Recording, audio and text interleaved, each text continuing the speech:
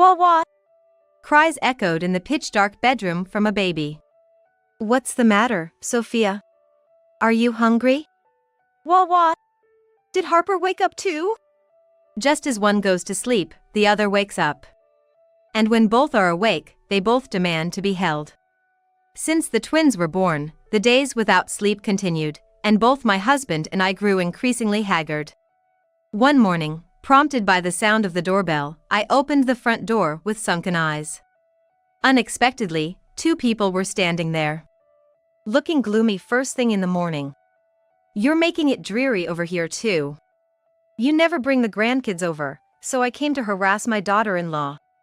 Standing in the glittering morning sun with scowling faces were my mother-in-law and sister-in-law. I am Mia, a petite 36-year-old, not even 5 feet tall. My husband, James, is 2 years younger and a businessman. My in-laws run a well-known company locally. James is over 6 feet tall, and both his parents and sister are over 5 feet.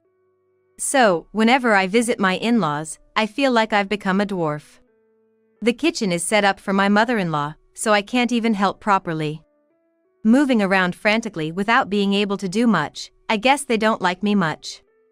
They always coldly tell me to sit down because I'm in the way. I want to get along with my husband's family, but I feel embarrassed and frustrated by my own uselessness. However, the in-laws don't meddle too much, so as long as we get through Thanksgiving and Christmas, there aren't any problems. My husband is calm and kind, so our marriage has been peaceful. However, everything changed when I became pregnant with twins. Twins are said to be a heavy burden on the mother. Additionally, I was an older mother, petite, and with a chronic condition making the risk too high. Even the doctors were concerned. We may not be able to save them, and you are at risk too, they told us, and my husband and I were in mourning, unable to enjoy our happiness. My parents thought twins were wonderful, surprisingly supportive, but my in-laws and sister-in-law were strongly against it. It's impossible for someone with your condition to give birth to twins. You should give up this time. After being berated, I returned home holding back tears. My husband was also swayed by the doctor's words that my life was in danger and was about to give up on the pregnancy. But I couldn't give up. I couldn't bear the thought of saving myself by giving up on the children who came to me. Resigned to being disliked for life, I defied my in-laws and persuaded my husband to continue with the twin pregnancy. As expected, my body couldn't handle the stress, and I was admitted for management by the 5th month of pregnancy, and I couldn't leave the hospital until I gave birth. During the hospital stay, neither my family nor my in-laws visited, only my husband came every weekend. He would bring me sweets and books I liked and we'd chat about trivial things. The managed hospitalization was tough and scary, but I could endure it because my husband was by my side. Then, as soon as I reached full term, I had a cesarean section. 2 energetic but petite girls, Sophia and Harper, were born safely. Holding their tiny bodies with my husband, tears of happiness and relief spilled over. However, childbirth wasn't the end, it was just the beginning. The terror of raising twins was about to start. Born a bit before their due date, Sophia and Harper slept well until about 2 weeks after birth. But then, they started crying mercilessly, whether early in the morning or in the dead of night. While I was nursing one, the other would cry, and while I was changing one's diaper, the other would overflow hers. The dizzying busyness and the tension of having these little lives in my hands drove me progressively neurotic. My husband was supportive, but he worked at a company without paternity leave, so he could only help on weekends or at night. After exhausting days at work, he too was growing haggard from soothing the twins and had dark circles under his eyes every day. It was a situation where I couldn't ask for more help. I couldn't rely on my family either. In fact, when my parents found out at 7 months pregnant that the babies were twin girls, they blatantly grimaced and said, "You've married into a family expecting a firstborn son and you produce 2 girls? Shameful. Get them out and try for a boy." I was blindsided by these cruel words from my family who had initially rejoiced at the twin pregnancy. And all because of gender. As I turned pale and fell silent, My mother admonished me in a painfully kind voice. You know, when I had you, your grandmother was relentless. Grandma? My paternal grandmother had died when I was 1 year old, so I had no memory of her. I wonder if I was born while being blamed by a grandmother whose face I can't even recall. Then why did you decide to have me? Well, we were planning to have another child right away. It never happened, but the grandmother passed soon after, so it was no issue. I see. Don't get it wrong. I'm just worried about you, Mia. Your mother-in-law looks like she'll live a long while, and if you want to be favored, you'd better get pregnant again soon. Twin girls, they'll never accept them. I didn't want to believe this surreal confession from my parents, but it seemed to be their true feelings. They thought this birth was pointless because the twins were girls, and after briefly visiting the next day to see the babies, they hadn't been in touch since. How could I ask for help with the twins from such a family? And as my mother said, if my in-laws despised the twin daughters, I couldn't rely on them either. After all, they had been against the birth of the twins. From the moment it was discovered the twins were girls, my husband was the only person I could trust. With nowhere to turn, the sleepless days continued, and both my husband and I became increasingly worn out. One morning, right after my husband had gone to work, the doorbell rang. Thinking maybe he forgot something, I opened the door, but two unexpected figures were standing there. Looking so gloomy first thing in the morning. You're making it dreary over here too.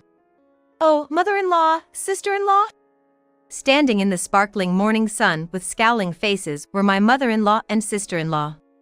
Pushing past me in shock, they made their way into the room. What's going on? It's obvious, isn't it?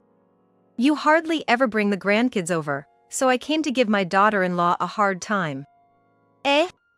Intimidated by my mother-in-law's stern tone, I felt the blood drain from my face. I'm sorry. I've been so overwhelmed with parenting, I just haven't been able to cope. That's right. Eek! Startled by my sister-in-law's loud voice, I let out a scream. My mother-in-law glanced around the room and kitchen and sighed. This place is a mess, and the fridge is empty too. I'm sorry, I'm so sorry. Why are you apologizing? I'm sorry. Watching me panic, my sister-in-law sighed too. Where are the babies? Wah! Before I could answer, cries from the newborns echoed from the bedroom. After gently picking up my daughters, my sister-in-law threw me into the bedroom, saying, "Useless daughter-in-law, just sleep in here," and slammed the door. Sitting dumbfounded in the now quiet bedroom, I didn't know what to do. Too exhausted to even grasp the situation, I couldn't decide whether to leave the room to get my daughters back or to just stay put. As I sat there bewildered, the crying faded, and the bedroom was enveloped in silence. In the suddenly quiet and empty space, I eventually fell asleep as if passing out. Waking up to the light streaming in through the west-facing window, I couldn't tell if it was morning or evening. After looking around the bedroom, my heart skipped a beat upon noticing the empty cribs. In a rush, I opened the door and there were my sister-in-law feeding the twins milk and my mother-in-law chopping vegetables in the kitchen. Seeing me bewildered, my mother-in-law scowled. "You've slept well, haven't you?" I'm sorry. Why are you apologizing? That's a good thing. Eh? Go wash your face and sit down quickly. I've prepared some food. Yes. As directed by my mother-in-law, I freshened up quickly and sat down at the dining chair. Immediately, she served steaming beef salad and bread. Among them were ingredients that hadn't been in our fridge. Drawn to the meal, I picked up a fork and tasted the potatoes. The warm, somewhat nostalgic flavor slowly warmed me up. It's delicious. That's good. My mother-in-law's gruff side profile seemed somehow pleased. My sister-in-law, Maya, also looked at the twins with a gentle face. I just went ahead and gave them the milk that was here. Thank you. Breast milk is good, but it's handy to get them used to formula too. That way, you can leave them with someone else. My vague response earned me a sharp glance from Maya. That means you should rely on us when things get tough. Got it. I'm sorry. There's no need to apologize. Maya sighed as I shrank back apologetically. Sorry, it's our fault for being so harsh. Eh? Maya scratched her head, and my mother-in-law frowned. Just then, my husband, James, came home. He was surprised to see his mother and sister here, but he sighed in relief when he realized the situation wasn't bad. Mia, sorry to scare you. Mom and Maya were really worried we might collapse. They couldn't stand it anymore. Eh? I was taken aback by James' revelation. My mother-in-law and Maya awkwardly looked away. It seemed they had been concerned for me ever since I got pregnant with the twins. Their opposition to the pregnancy was out of genuine concern for my life. It must have scared them, the thought of little me giving birth to twins. Their absence during the visitation was due to their fear that stress from a scary mother-in-law or sister-in-law might raise my blood pressure. They were aware of their harsh and intimidating demeanor. But the items James brought during the visitation were all carefully chosen by my mother-in-law and Maya to support my efforts. Now that I think about it, there were many fancy sweets that didn't seem like something James would pick. During the pregnancy, they were praying for a safe delivery. When the twins were born safely, they were overjoyed but didn't have the courage to visit because they had insisted I give up the children. However, they felt our crisis from the weary sound of James' voice over the phone updates and rushed over. My mother-in-law and Maya were just awkward, but kind people who cared about others. Unbeknownst to me, I had always been loved and protected by them. Since the pregnancy, I had been too overwhelmed to notice. Do you really accept these girls, even though I couldn't have a boy? A boy? It doesn't matter if it's a boy or a girl, as long as they're healthy. Aren't you a woman too? Maya swiftly dismissed the fears I had been carrying alone. There's something I want to talk about, Mia. Actually, Mom hasn't held the babies yet. Eh? Wait, Maya! She said she doesn't deserve to hold them after insisting they shouldn't live. Mom. James looked sadly at his mother. My mother-in-law frowned and looked down. That sight made the back of my eyes heat up. She was feeling much deeper regret than I had thought. Regret for having told me to give up on the twins. Even though it was to protect my life. I stood up from my chair and took my daughters from my sister-in-law, Maya. Please, hold them. But. Please. As I asked, my mother-in-law hesitantly reached out her hands. Her large hands, trembling slightly, enveloped the tiny body. Oh, they're warm. Yes, they are. They're alive. Yes. I'm sorry, I'm so sorry. My mother-in-law gripped my daughter's tiny hand. Thank you for being born. Tears naturally spilled from my eyes as I heard her trembling voice. I felt regret. I had assumed rejection and had kept my distance. Because of that, I had nearly ruined everything.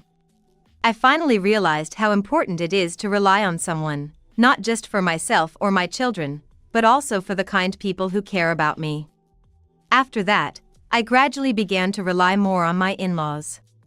When my father-in-law first held my daughters, he cried and apologized. Everyone was genuinely concerned about my health. There was no one here who blamed me for having my daughters. Maya, already a mother to 2 boys, became a great mentor and advisor. My in-laws doted on the girls to the point of spoiling them, buying them anything and everything if left unchecked. Though still sharp-tongued, my mother-in-law and Maya are professionals who battle in a male-dominated workplace, so it can't be helped. If I thought of them as tsundere, they even seemed endearing. I'm still chased out of the kitchen at my in-laws' house because they're worried I might get hurt. It's their awkward way of showing care. When they told me I was cute but might be stepped on like a little mouse, I felt oddly about it. Then, when the twins were 6 months old. Though raising them was still tough, I had started to find a little more ease thanks to my in-laws' help. I decided to celebrate their half-birthday and invited my in-laws. Of course, I invited my in-laws, but since my mother-in-law suggested, "Why don't you also invite your parents?" out of consideration, I decided to invite my parents as well. I hesitated to meet my parents, but I didn't want to waste my in-laws' thoughtfulness, and deep down, I still wanted to believe in my parents. Maybe the harsh words they had said were just my misinterpretation. However, I would find out that this wish was mistaken. On the day of the celebration, my mother-in-law and Maya catered the food and gave the girls matching outfits. My father-in-law was utterly smitten, taking turns holding each daughter. Yet, my parents showed up empty-handed, gorged on the food, and showed no interest in holding the girls. Toward the end of the party, my father made an unbelievable comment. "So, when are you planning to get pregnant again?" "What?" The room's atmosphere froze. I was bewildered by my father's bombshell statement, but desperately tried to cover for it.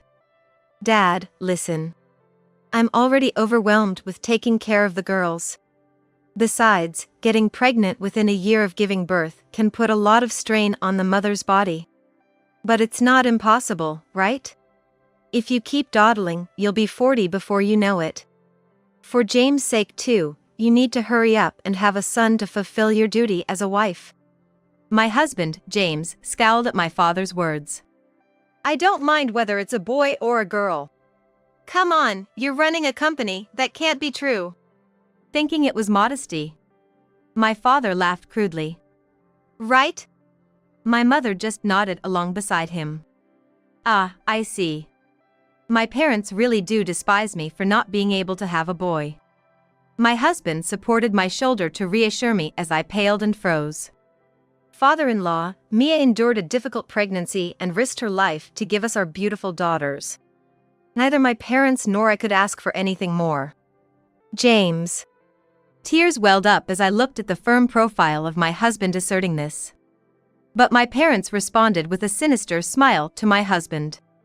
"James, a man needs to be more greedy. Your sister will take over."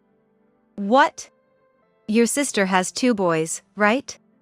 If you want to take over the company and the inheritance, you need to think more about having a male heir."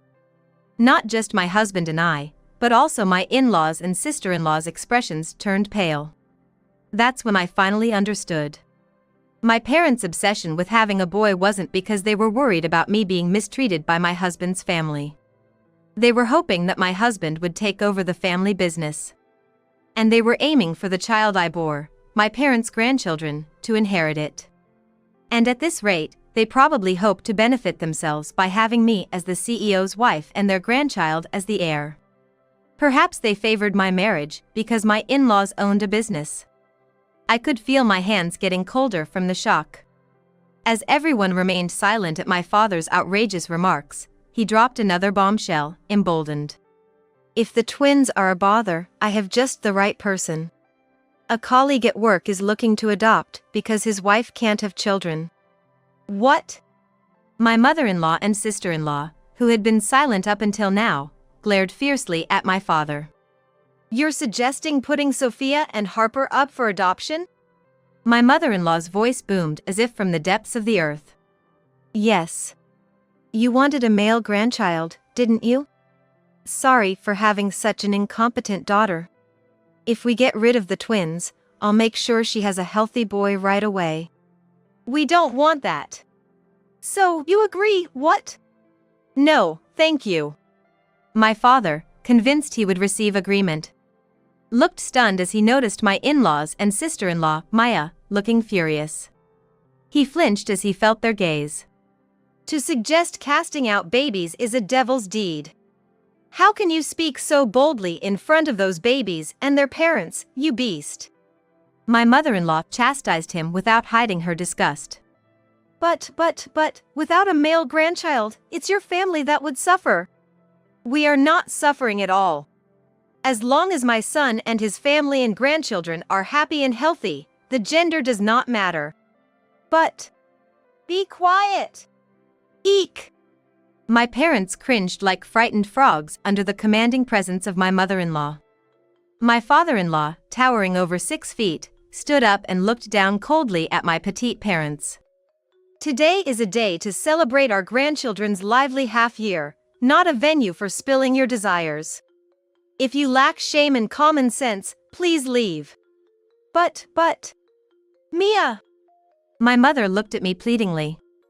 Do you think I'm going to cover for you, after you suggest abandoning my precious daughters? Ridiculous.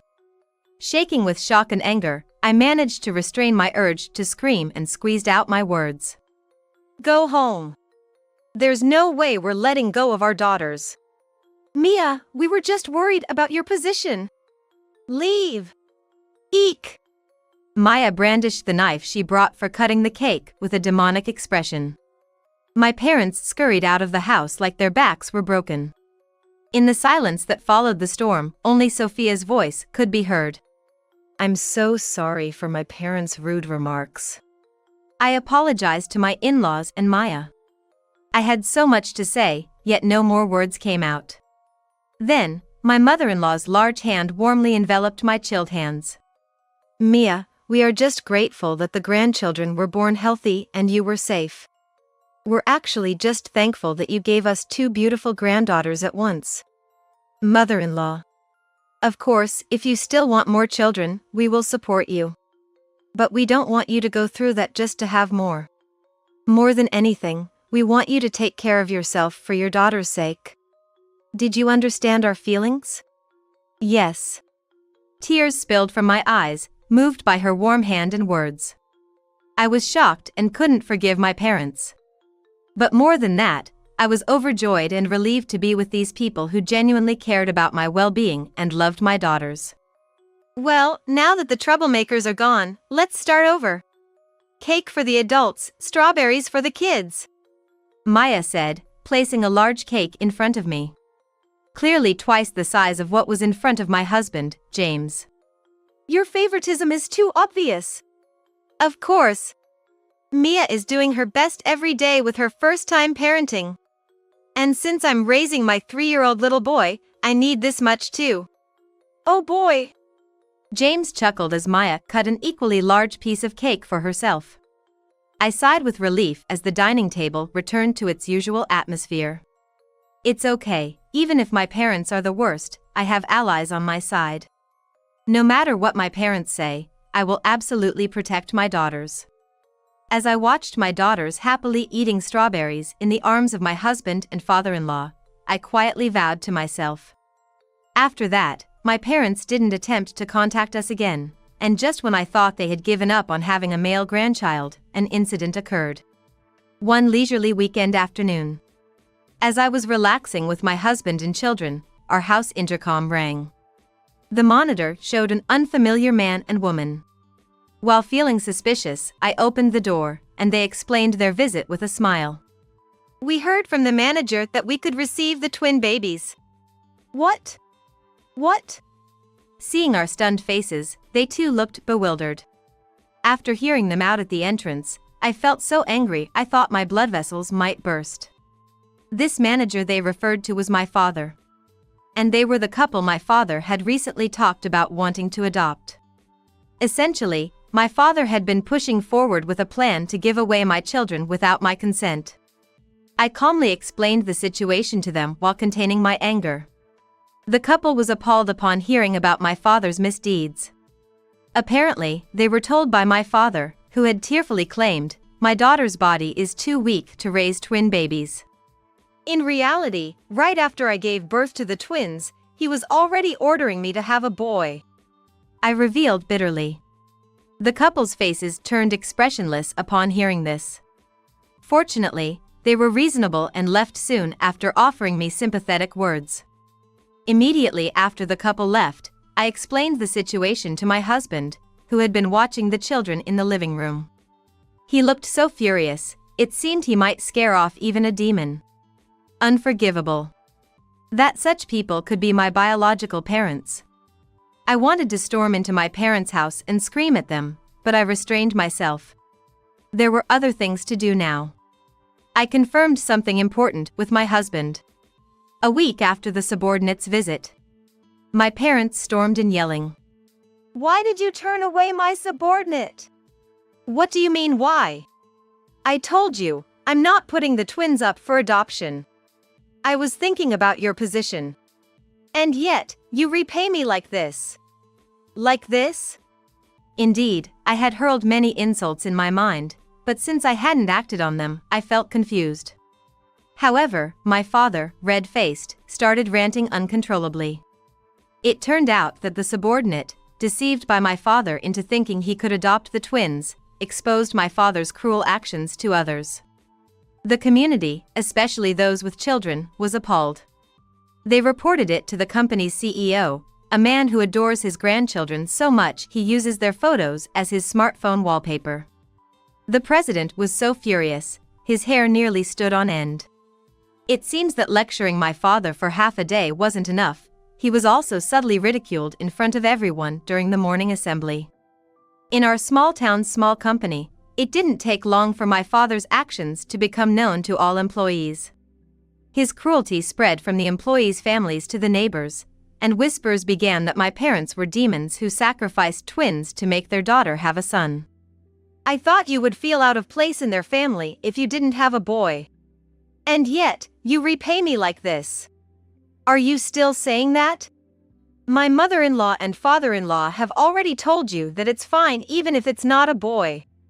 You're naive. To secure our family's future, we need a boy who can take over after James. My mother gnawed her nails bitterly.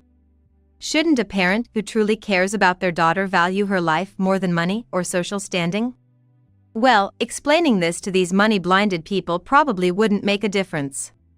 Instead, I decided to hit them where it hurt most by telling them a truth that would impact them the most. James isn't going to take over the family business. What?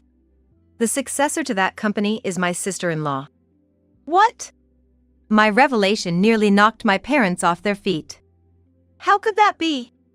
The father-in-law would never allow a woman to take over. It doesn't matter what he allows or not, the company belongs to my mom.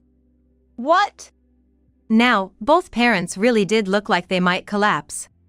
Yes, the president of the family business isn't my father-in-law but my mother-in-law.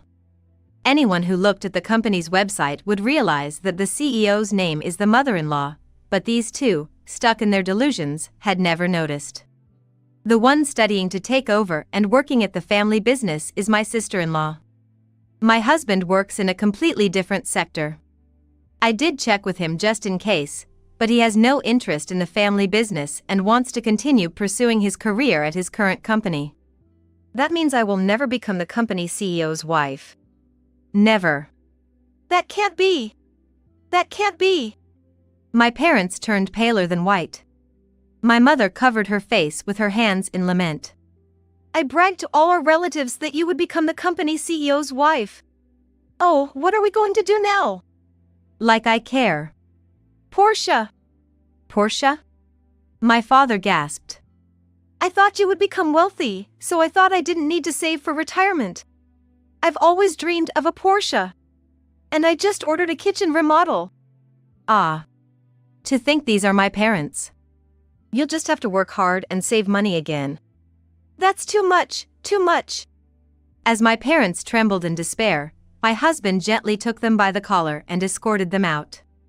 Thus, at 56, my parents found themselves in a predicament, needing to save for retirement again. Despite this, due to the inhumane acts they had committed towards me and my daughters, and unable to withstand the cold social pressure, my father resigned as if fleeing.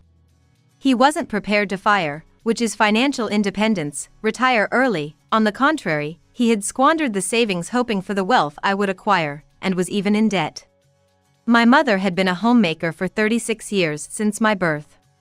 Far from being able to live peacefully in retirement, their current financial situation was precarious, and they found themselves unable to secure employment anywhere. Then, they resorted to calling my mother-in-law, pleading through tears for her to hire them at her company, but she firmly refused, saying that they don't accept people with such outdated, misogynistic views. There were times I felt down due to the shame of my parents' actions, but my husband and in-laws kept my spirits up by constantly buying me my favorite snacks and foods. The new family that had accepted me was so warm and kind. The twins were thriving and always shared lovely smiles. Every time I felt proud of myself for protecting these lives, I grew stronger. Even if my parents were disgraceful, I was okay in this gentle, sunlit place. I was sure of it. Half a year later? Duh. Did you hear that? Sophia just called me Dad, didn't she? No, that was Dada. That means Granddad, right, Sophia? Yes, yes, Sophia is hungry. Look, Mom has made some delicious food. Nanny. Wait, did she just say nanny? Yes, yes. While the grandparents and my husband chuckled, my sister-in-law casually responded while focusing on decorating. The once intimidating in-laws were now completely doting over the grandchildren. Today was the twins' first birthday. And it was especially lively with my sister-in-law's family visiting. I made a yogurt cake that even babies could eat, which I found the recipe for online. I spread strained yogurt on pancakes, attached finger biscuits around, and topped it with strawberries and a one candle. You're so lucky to get such a cute cake made for you. My sister-in-law teased Harper, who giggled in response. Sophia leaned out of my husband's arms, almost grabbing the cake. Being a part of such an overly joyful scene filled me with deep emotion. Maybe I'll want another baby soon, and who knows, it might be a boy. But my husband and in-laws will love my children regardless of gender. I am confident that my life, having met such a family, will continue to be wonderful.